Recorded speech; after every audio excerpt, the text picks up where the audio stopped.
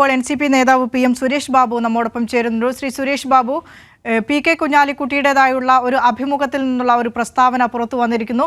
കോൺഗ്രസിന് ചില സമയങ്ങളിൽ മൃദു ഹിന്ദുത്വ നിലപാട് കോൺഗ്രസ് സ്വീകരിക്കുന്നു എന്നാണ് PK കുഞ്ഞാലിക്കുട്ടി ഒരു മാധ്യമത്തിന് നൽകിയ അഭിമുഖത്തിൽ പറഞ്ഞു വെക്കുന്നത്. ലീഗിനുള്ളിൽ കഴിഞ്ഞ കുറേ കാലങ്ങളായി ഉണ്ടായ ഒരു അമർഷം, പ്രതിഷേധം പൊട്ടിപ്പൊളിഞ്ഞ് പുറത്തേക്ക് വരുന്ന രീതിയിലുള്ള ഒരു സെന്റൻസാണ് നമ്മൾ അതിൽ നിന്ന് വായിച്ചെടുക്കാൻ കഴിയുന്നത്. മൃദു ഹിന്ദുത്വ സമീപനം ചില സമയങ്ങളിൽ കോൺഗ്രസ് സ്വീകരിക്കുന്നു. എന്ത് മനസ്സിലാക്കാൻ നമുക്കിതിൽ നിന്ന്? ലോക്സഭാ തിരഞ്ഞെടുപ്പാണ് മുന്നിൽ വന്നു നിൽക്കുന്നത്.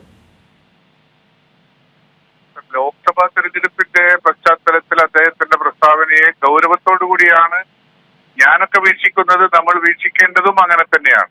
അല്ലാതെ അതിനൊരു ലഘുവായി കണ്ടതുകൊണ്ട് കാര്യമില്ല. അതിന് പക്ഷേ അതിന്റെ ഗുരുതരമായ ഒരു പ്രതികരണം ഉണ്ടാവാൻ സാധ്യതയുള്ളത് UDF ഭാഗത്താണ്. UDF കോൺഗ്രസ് ആണത്.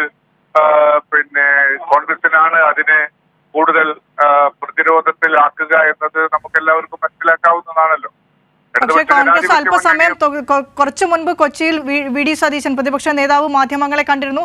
അദ്ദേഹത്തിന്റെ പ്രസ്താവന ഇങ്ങനെയാണ്: അത് കേന്ദ്ര നിയമമാണല്ലോ, അത് എന്തായാലും കേരളത്തിൽ നടപ്പാക്കാതിരിക്കാനാകില്ല എന്നാണ് VD സതീശൻ പറഞ്ഞു വെക്കുന്നത്. അതായത് ഒരു രാഷ്ട്രീയ പ്രതിഷേധത്തിനും അവരില്ല, ഒരു നിയമ പോരാട്ടത്തിനും കോൺഗ്രസ് പോകുന്നില്ല. കേന്ദ്ര നിയമമായതുകൊണ്ട് തന്നെ അത് ഉൾക്കൊള്ളാൻ തന്നെയാണ് അവരുടെ ഒരു നിലപാട്, അവരുടെ ഒരു തീരുമാനം എന്ന നിലയ്ക്കാണ് VD സതീശൻ കാര്യങ്ങൾ പറഞ്ഞു വെക്കുന്നത്. VD സതീശനെ സംബന്ധിച്ചിടത്തോളം അദ്ദേഹത്തിന്റെ ഭരണഘടനാപരമായ അജ്ഞത കൂടുതൽ പ്രകടമാക്കുന്ന പ്രസ്താവന എന്ന് മാത്രം അതിനെ കണ്ടാൽ മതി. അതല്ലാതെ ഒരു സംസ്ഥാനത്തെ സംബന്ധിച്ചിടത്തോളം അദ്ദേഹം പറയുന്നത് എന്താണ്? അദ്ദേഹം പറയുന്നത് ഇത് ഓൺലൈൻ പോർട്ടലിലൂടെ അപേക്ഷ നൽകിയാൽ കേന്ദ്ര ഗവൺമെന്റ് നിർദ്ദേശിക്കുന്ന അധികാരികളാണ് അതിന്റെ മുകളിൽ തീരുമാനമെടുക്കേണ്ടുന്നത് എന്ന ഒരു ഘടന വെച്ചുപത്ത് മാത്രമാണ്. താഴോട്ടുള്ള ഡീറ്റെയിൽസിലേക്ക് അദ്ദേഹം പോയിട്ടില്ല. ഈ DAAയും DRAയും ഒക്കെ ഉള്ളത് കൃത്യമായി വായിച്ച് അതിന്റെ പുതുതായി വന്ന ചട്ടങ്ങൾ പരിശോധിച്ചാൽ ഭരണകൂടത്തിന്റെ എല്ലാ ഭാഗത്തു നിന്നും ആ ഒരു നാഷണാലിറ്റിക്ക് വേണ്ടിയുള്ള ഒരു വ്യക്തിയുടെ അപേക്ഷയ്ക്ക് എല്ലാ ഭരണകൂടത്തിന്റെ പ്രാദേശിക തലത്തിലുള്ള ഭരണകൂടത്തിന്റെ പോലും പിന്തുണ ആവശ്യമുണ്ട് എന്ന് മനസ്സിലാക്കാൻ അദ്ദേഹത്തിന് കഴിയാതെ പോയതാണോ?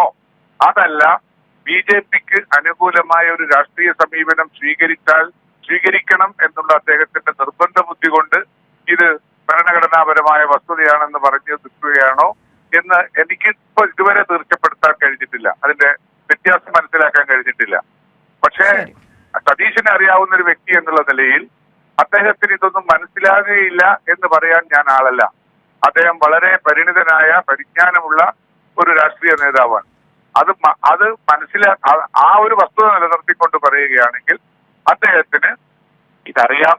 എന്നാൽ ഒരു കേരളത്തിലെ ഇപ്പോൾ രൂപപ്പെട്ടു വന്നിരിക്കുന്ന BJP UDF സഖ്യത്തിന് അനുകൂലമായ ഒരു സമീപനം സ്വീകരിക്കുന്നതിന് വേണ്ടി അദ്ദേഹം മനഃപൂർവ്വമായി നടത്തുന്ന ഒരു പ്രസ്താവനയായിട്ടാണ് ഞാൻ അതിനെ സതീശന്റെ പ്രസ്താവനയെ കാണുന്നത്.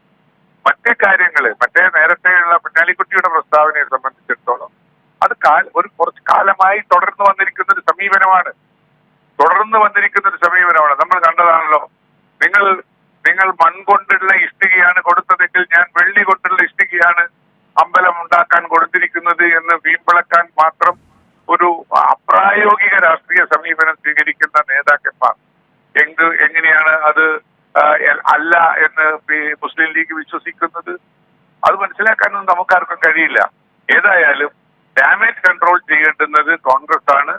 കോൺഗ്രസ് അതിന് ഡാമേജ് കൺട്രോളിന്റെ മെഷീനറി നീക്കുന്നത് ഉണ്ടെങ്കിൽ നന്നായിരിക്കുമെന്ന് ഞാൻ വിചാരിക്കുന്നു. കോൺഗ്രസ് ഈ രാജ്യത്ത് രാഷ്ട്രീയമായി നിലനിൽക്കണമെന്ന് ആഗ്രഹിക്കുന്ന ഒരു വ്യക്തിയാണ് ഞാൻ.